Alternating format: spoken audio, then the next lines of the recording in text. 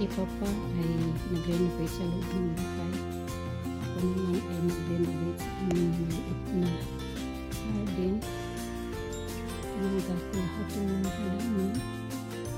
Tapos tamnan ko ng bago para next year may halaman ko. Yung halaman na namumulaklak na itatanim ko dito. Hindi ko muna sasabihin kasi mag-google pa ako kung anong halaman ang pwede ko itanim dito sa maliit naming garden. Trabaho din. Ginawa ko yan kahapon after ng babysitter ako sa apo ko. Ngayon, tapos na ako nag-landscaping. Tapos, sa Monday, bibili ako ng mga halaman. Bukas sana, kaya lang darating yung anak kong lalaki. Dalhin niya yung mga apo ko sa akin at magbantay ako ng mga bata. Magbantay ako ng mga apo ko. So, by next week, Monday, bago darating si Papa, tamnan ko itong maliit naming garden ng mga halaman na may bulaklak para ready na for next year. Okay. Sa Monday, magbili ako ng mga halaman. I-update ko kayo guys kung anong halaman ang mabibili ko sa River Garden Center. Okay, see you next Monday. In-order ko na lang online kasi hindi siya available sa shop. I hope na maayos ang mga sa akin from the online shop.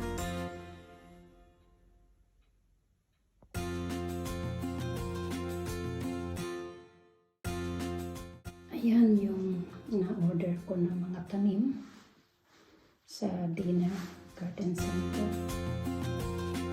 Hindi nasira sila.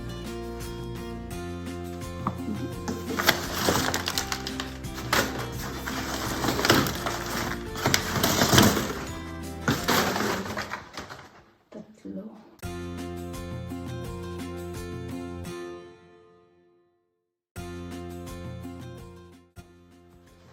Dalawang klase yan eh. Kasi ang ganda ng pagtapak nila. Talagang nilagyan nila ng plastic para hindi makalat yung lupa.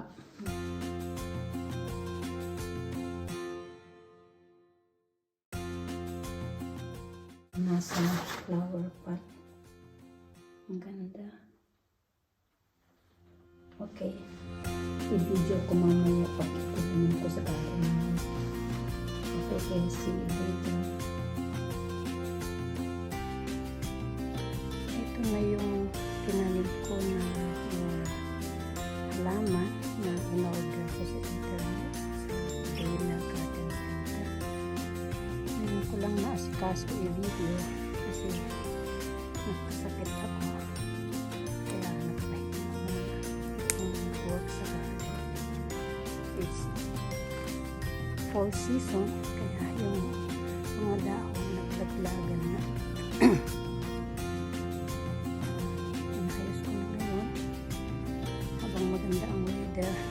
Medyo may lakas na uli ako, kaya naglagay ako ng landscape dun sa mga halaman. Lagyan ko siya ng landscape para naman lumanda din. Bali, anin yung tinanim ko. Bali, 3 times 3 makaibang halaman. Okay guys, thank you for watching. Ngayon lang nag-bloom yung tulips ko dahil ilang linggo na umulan. Tapos malamig. Ngayon medyo init na, umaraw na siya. Kaya yung iba, nag-bloom na, yung iba hindi pa bukas. Yung isa nakalimutan dyan, hindi tumubo. Nauna yung iba kasi ibang klase. Tapos yung iba naman, siguro late pa sila mag-bloom. Ewan ko kung kailan i-update ko kayo guys pag nag-bloom na sila.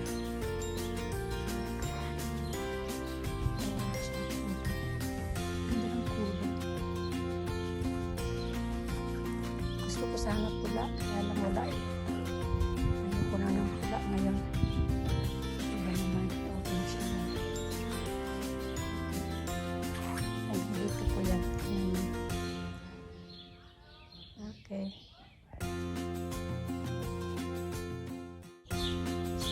Nakalimutan kong i-video yung mga tulips ko nung nag-bloom na sila lahat kasi na busy ako, kaya ito na lang mga halaman na namumulaklak na. Magiging pula pa yan siya, pero ewan ko lang kung magiging pula siya, pero original pula yan dapat. Tapos ito yung puti na hortensia. Ano ba yung hortensia sa English na naman? Nakalimutan ko naman. Ayan. Pareho lang din ito. Nakalimutan ko silang putulan nung dapat nung spring. Nakalimutan kong putulan, kaya tingnan mo yung branches niya hahaba kumpara dito sa isa na to. Pareho lang ito eh. Ayan siya. Ano yung pangalawa. Tapos ito yung pangalawa dun sa puti na bulaklak. Pag malaki na yan siya, mas lalaki pa yan siya. Pagka humaba na yung tangkay. Ito mahaba din yung mga tangkay. Kalimutan kong putulan. Tapos ito na yung last. May tanim pala akong ampalaya dito. Ayan. Nagtanggal ang asawa ko ng weeds. Kaya dito yung maraming lupa na lumitaw dyan sa mga bato. Ayan ang update ng aking garden guys.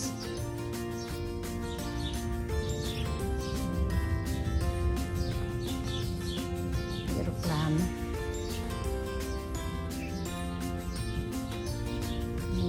Yung anino ko.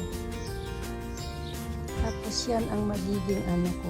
Yan ang magiging pangalan nito, greenhouse ko.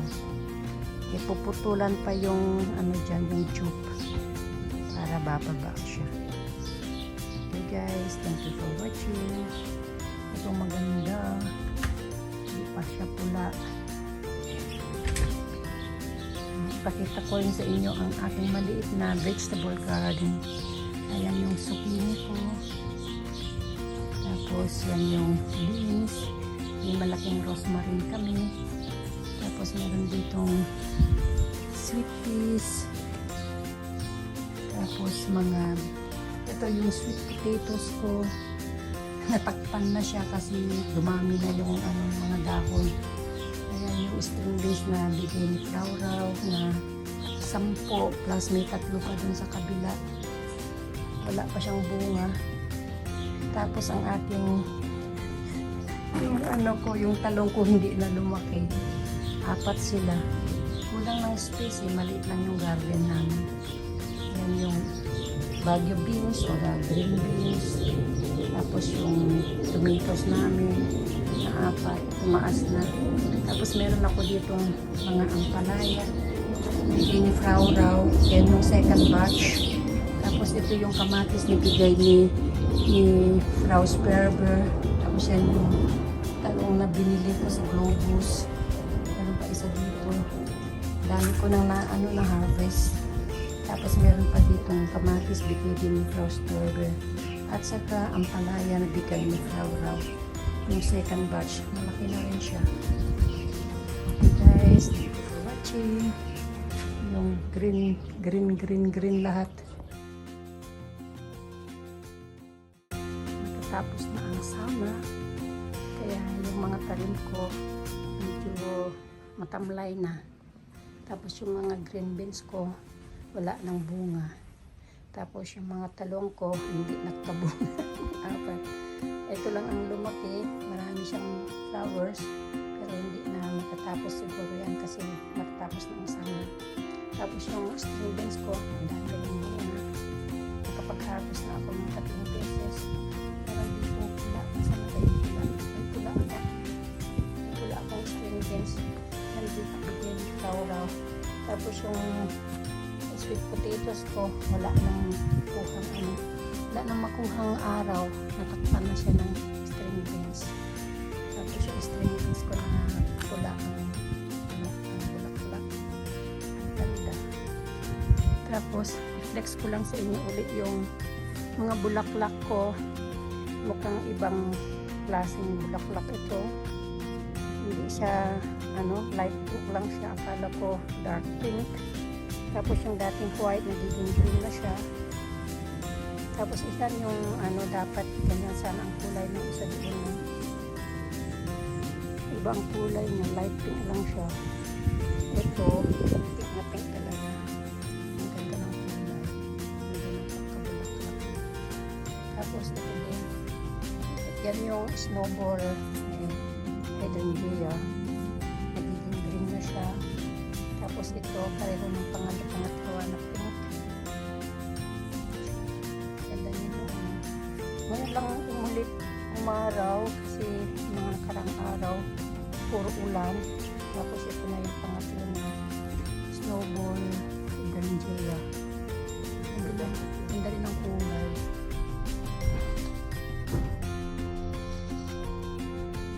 So lahat yan yung tinanim ko last year. Ngayon ko lang uli maduhan kasi ngayon lang nagkaroon ng araw. Umulan halos 1 week yata na umulan. Ako paalis yung kapitbahay ang tingin ng sasakyan niya. Bata pa. Ito siguro baka palitan ko ito. Kasi nung in-order ko yan wala nang baklak. Nung binili ko pa lang.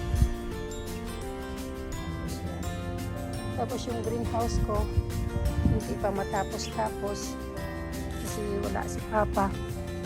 Nasa India pa siya. O 12 na. Nabendisyonan na naman yung video ko. Okay guys, maraming salamat sa nanonood. I-flex ko din sa inyo yung sinasabi kong hibiscus ko. Naglaglagan na yung bunga. Yung bulaklak.